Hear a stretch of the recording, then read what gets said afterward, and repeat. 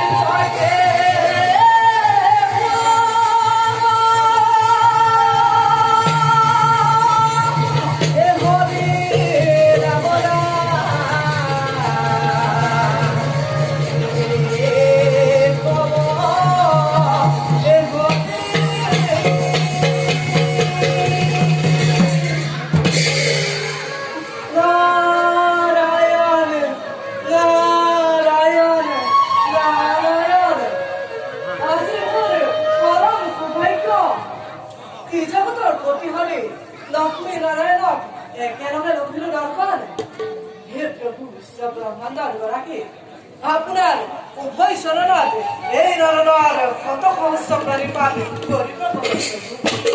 আহা আহা নারদ অর্থাৎ আহি ওলালে যে সম্প্রতি তোমার মঙ্গল নে প্রভু এই হরিদাস নারদার মঙ্গলের কথা কি কর প্রভু মঙ্গলময় সুবধুর হরিনাম তার ছোট মঙ্গল হবে প্রভু প্রভু আপনার মঙ্গলে মোর মঙ্গল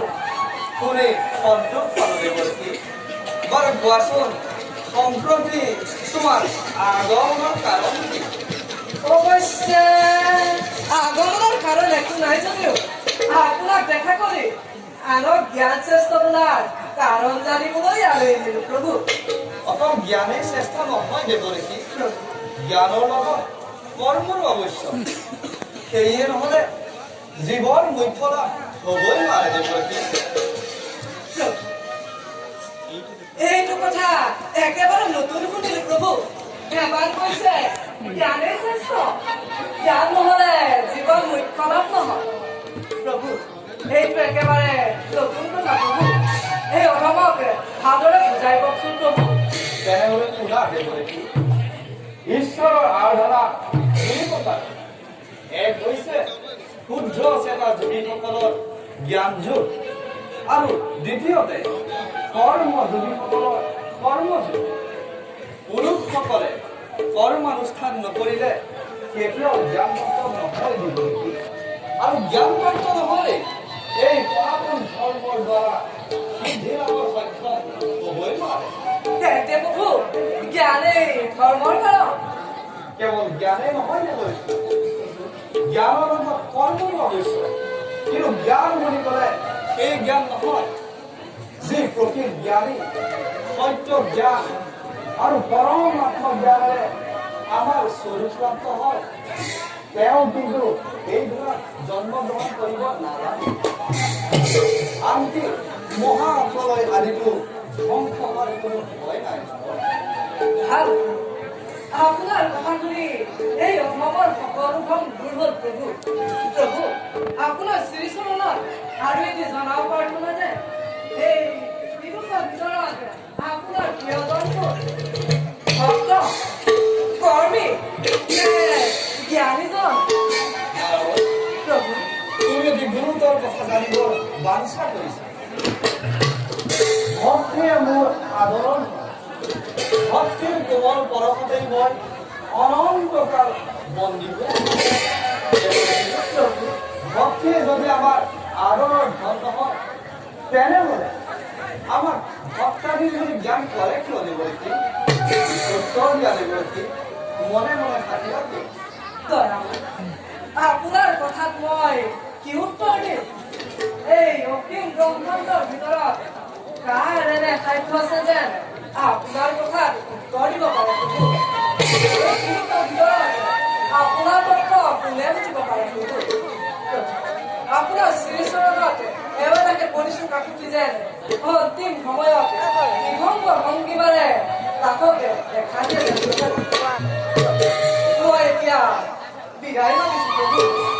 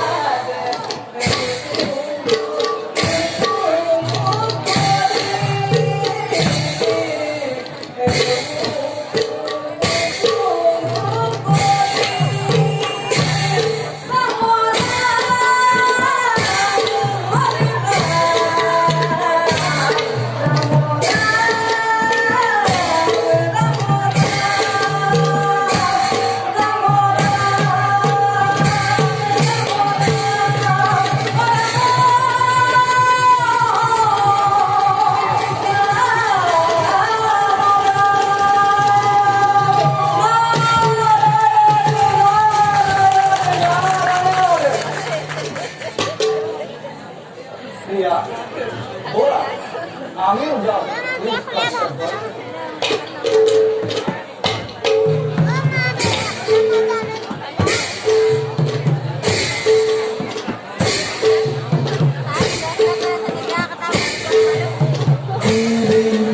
Govinda, Govinda, Govinda, Govinda.